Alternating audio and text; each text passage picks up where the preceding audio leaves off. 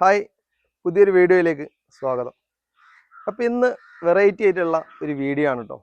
അതായത് തേനീച്ചയുടെ മെഴുക് ഉപയോഗിച്ചിട്ട് അതിൻ്റെ ബ്ലോക്ക്, അതായത് മെഴുകിൻ്റെ തന്നെ ബ്ലോക്ക് നമ്മൾ ഉണ്ടാക്കുന്ന ഒരു പുതിയൊരു വീഡിയോ ആണ് ഇന്ന് ചെയ്യുന്നത് കേട്ടോ. അപ്പോൾ അതിനായിട്ട് വേണ്ടിയിട്ടുള്ള സാധനങ്ങളൊക്കെ ഇതാക്കുന്ന ഇവിടെ കൊണ്ടുപോയി വെച്ചിട്ടുണ്ട്. ഇത് തേനീച്ചയുടെ നമ്മൾ തേനുള്ള അടകളാണ് കേട്ടോ ഈ കൊണ്ടുപോയി വെച്ചിരിക്കുന്നത്. അപ്പോൾ ഇതിലിതാക്കുന്ന കുറേ ഫ്രെയിമുകളുണ്ട്. ഈ ഫ്രെയിമുകളിലൊക്കെ ഇതിൻ്റെ നമ്മൾ തേൻ എടുത്തതിന് ശേഷം ബാക്കി വരുന്ന അടകളൊക്കെ ഉണ്ട് കേട്ടോ.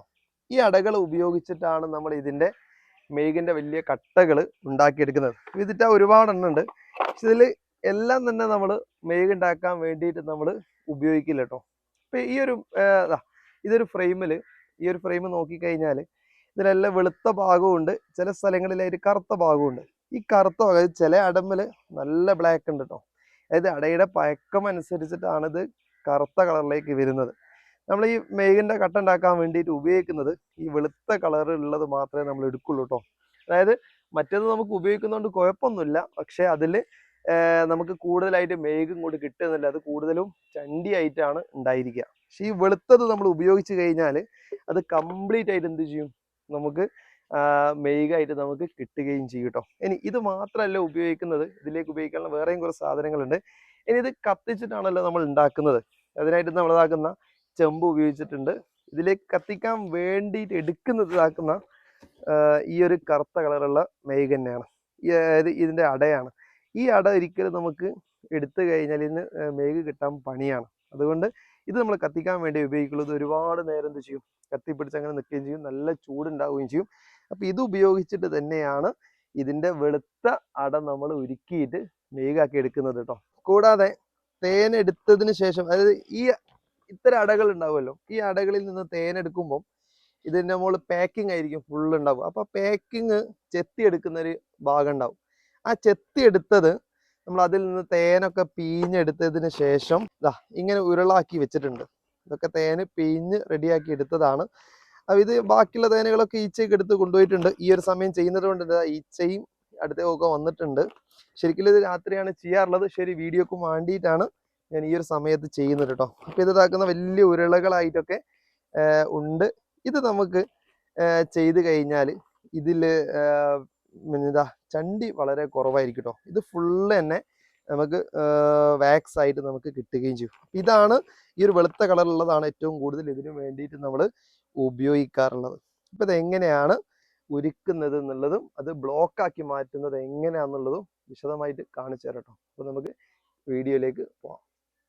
അപ്പോൾ തീയിട്ടതിന് ശേഷം ഇതിലേക്ക് ഇങ്ങനത്തെ ഈ കറുത്ത അടകളാണ് വെച്ചു കൊടുക്കുന്നത്.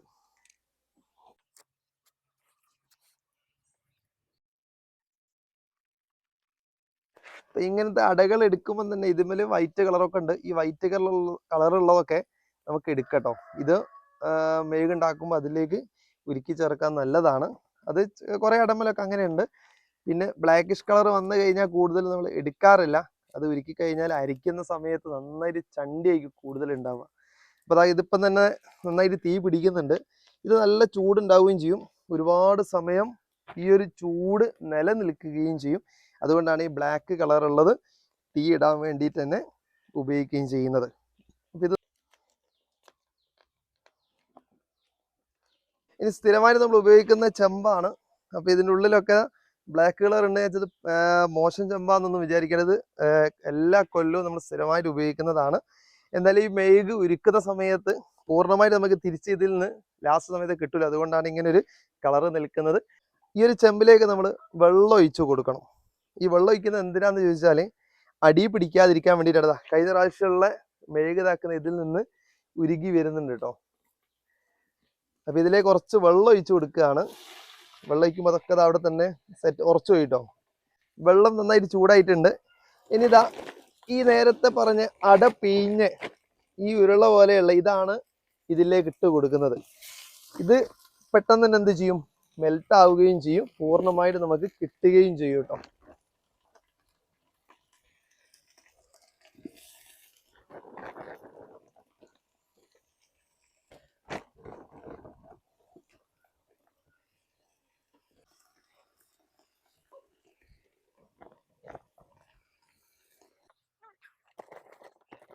ഏകദേശം ഒരു 5 മിനിറ്റിലധികമായിട്ടോ ഇതിലേക്ക് ഇട്ടിട്ട് ഇപ്പം എന്താക്കുന്നത് നന്നായിട്ട് മെൽറ്റ് ചെയ്ത് വന്നിട്ടുണ്ട്.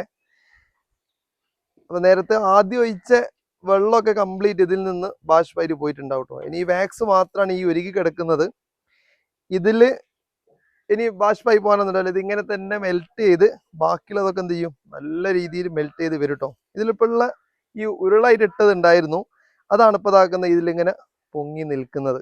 അപ്പൊ നേരത്തെയുള്ള പൊടികൾ പെട്ടെന്ന് തന്നെ എന്ത് ചെയ്യും, ഇതിൽ നിന്ന് മെൽറ്റായി വന്നിട്ടുണ്ട് കേട്ടോ. അപ്പൊ നല്ല ഇതൊക്കെ മേലെ കഴിഞ്ഞാല് നല്ല പൊള്ളലുണ്ടാവും കേട്ടോ.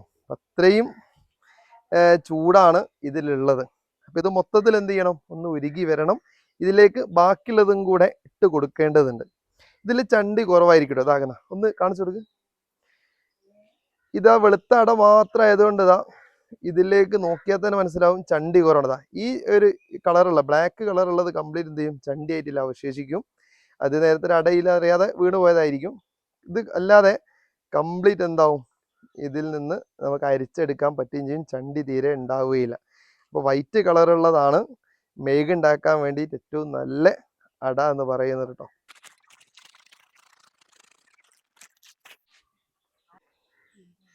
ഇതാണ് ഫ്രെയിം കേട്ടോ. ചെറിയ ഫ്രെയിമിലാണ് തേൻ ഉണ്ടാവുക. ഇതിൽ ബ്ലാക്ക് കളർ ആയിട്ടുണ്ടല്ലോ, ഇത് പഴകിയതാണ്. മേലോട്ടുള്ളത് പുതിയ അടയാണ്. ഇത് ഇതുമ്പോൾ തന്നെ കൈ കൊണ്ട് തന്നെ നമുക്ക് സെപ്പറേറ്റ് ചെയ്യാൻ പറ്റുന്നത്. ഈ കറുത്തത് തള്ളി കൊടുത്തു കഴിഞ്ഞാൽ കറുപ്പ് മാത്രം ഒറ്റ ഒന്നായിട്ട് ഇങ്ങ് പോരും. എന്നാൽ ഇതാണ് വൈറ്റ്. ഇത് എന്ത് ചെയ്യും, പെട്ടെന്ന് പൊട്ടിപ്പോകും. കാരണം അത് ഫ്രഷ് ആയതുകൊണ്ടാണ് ഇങ്ങനെ പൊട്ടി പോകുന്നത്. ഇതാണ് നമുക്ക് വാക്സ് ഉണ്ടാക്കാൻ ഏറ്റവും നല്ലത് കേട്ടോ. അത് എല്ലായിടെയും അങ്ങനെ തന്നെയാണ്, ഒന്ന് മാത്രമല്ല. ഇത് ബ്ലാക്ക് കളറുള്ളതുണ്ട്. ഇത് ജസ്റ്റ് ഏത് ഭാഗത്ത് വെച്ച് നമ്മൾ തള്ളി കൊടുത്താലും കറുപ്പ് മാത്രം നമുക്ക് പെട്ടെന്ന് കിട്ടും.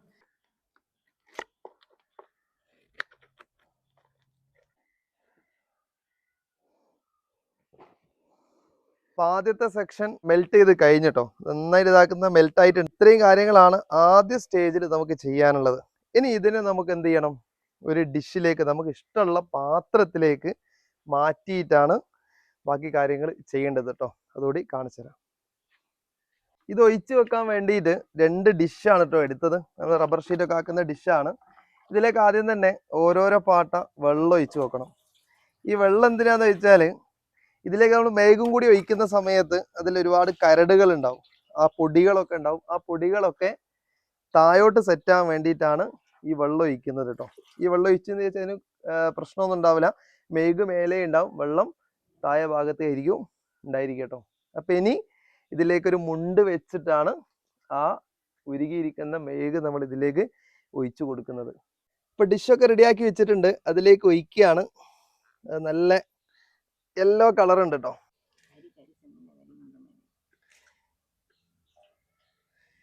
ഇത് ഒഴിക്കുമ്പോൾ തന്നെ നല്ല വെളിച്ചെണ്ണ പോലെ ഉണ്ട് കേട്ടോ. നല്ല കളറുമാണ്. അപ്പൊ ഇതാണ് ആ കറുത്തത് ഉപയോഗിക്കാതെ വെള്ളം തന്നെ ഉപയോഗിച്ച് കഴിഞ്ഞാൽ നമുക്ക് ഇങ്ങനെ കരട് ഓവർ ഇല്ലാണ്ട് കിട്ടും കേട്ടോ. എന്നാലും കരട് ഉണ്ട് കേട്ടോ, ഇതിന്റെ അടിയിലേക്ക് നല്ല കരട് ഉണ്ട്. അത് കുറച്ച് ഡാർക്ക്, അതായത് അട മുറിച്ച് ഇതിലേക്ക് ഇട്ടിരുന്നു, അപ്പൊ കുറച്ച് ഡാർക്കും വന്നിട്ടുണ്ട് കേട്ടോ.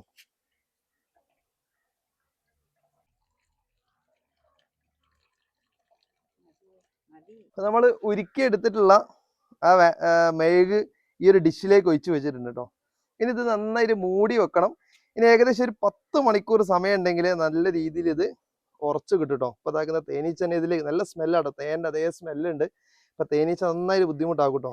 ഇപ്പൊ തേൻ കിട്ടാത്ത സമയം ആയതുകൊണ്ട് നന്നായിട്ട് തേനീച്ച വരുന്നുണ്ട്.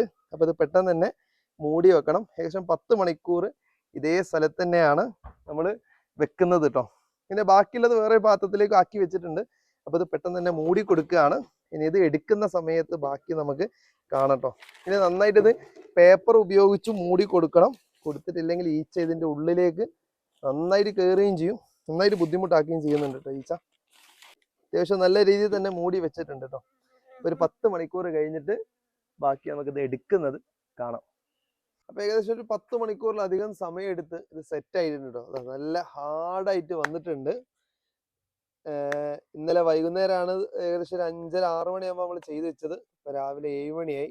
ഇത്രയും സമയത്തിനുള്ളിൽ നല്ല ഹാർഡായി വന്നിട്ടുണ്ട്. ഇനി ഇതിന്റെ ഉള്ളിൽ നിന്ന് ഇത് പൊളിച്ചെടുക്കണം കേട്ടോ. അതിന് ഒരു ചെറിയൊരു കത്തി ഉപയോഗിച്ചിട്ട് ഇതിന്റെ സൈഡിൽ കൂടി ഇങ്ങനെ ചെറിയ വിള്ളലിട്ട് കൊടുത്താൽ നമുക്ക് പുറത്തേക്ക് എടുക്കാൻ കഴിയും കേട്ടോ. ഇത് ആദ്യം ഒഴിച്ച വെള്ളമാണ് കേട്ടോ പുറത്തേക്ക് വരുന്നത്. അതിന്റെ കൂട്ടത്തിലുള്ള കരടുകളുമാണ്. കരടുണ്ടാവുന്നതൊക്കെ നേരത്തെ നമ്മൾ പറഞ്ഞില്ലല്ലോ. അത് തീരെ ഇതിൽ ഉറക്കൂല, വെള്ളത്തില് സെറ്റായി അവിടെ നിൽക്കട്ടോ ചെയ്യാ. അപ്പൊ മേഘ മാത്രമേ മുകളിൽ ഉണ്ടാവുള്ളൂ. കരടുകൾ മൊത്തം ഈ വെള്ളത്തിൽ വന്നിട്ടുണ്ട്. ഇതാണ് ഇതിലുള്ള ഒഴിച്ച വെള്ളവും കരടുകളും. അടിപൊളി. അപ്പൊ ഇതാണ് നമുക്ക് കിട്ടിയ വാക്സ് കേട്ടോ. ഇത് നല്ല വൃത്തിയിൽ തന്നെ കിട്ടിയിട്ടുണ്ട്. ആ ഡിഷിന്റെ അതേ ആകൃതി തന്നെ കറക്റ്റ് കിട്ടിയിട്ടുണ്ട്. വേസ്റ്റ് തീരെയില്ല കേട്ടോ. അപ്പൊ വെള്ളം ഒഴിച്ചാലുള്ള പ്രത്യേകതയാണ് ഇതിലുള്ള വേസ്റ്റ് കംപ്ലീറ്റ് പോയി പോട്ടോ. അത്രയും ക്ലിയർ ആയിട്ട് പെർഫെക്റ്റ് ആയിട്ട് നമുക്ക് കിട്ടിയിട്ടുണ്ട്. അപ്പൊ ഈ രൂപത്തിലാണ് വാക്സ് ഒക്കെ ഉണ്ടാക്കുന്നത്. ഇത് ആയുർവേദത്തിലൊക്കെ പലതരത്തിലുള്ള മെഡിസിനൽ പർപ്പസിന് വേണ്ടിയിട്ടാണ് ഇത് ഉപയോഗിക്കുന്നത് കേട്ടോ. അപ്പോൾ ഈ ഒരു വീഡിയോ ഇഷ്ടപ്പെട്ടു എന്ന് കരുതുന്നു. ഇത്തരം രസകരമായ വീഡിയോയ്ക്ക് വേണ്ടി ചാനൽ ഫോളോ ചെയ്യാൻ മറന്നു പോകരുത്.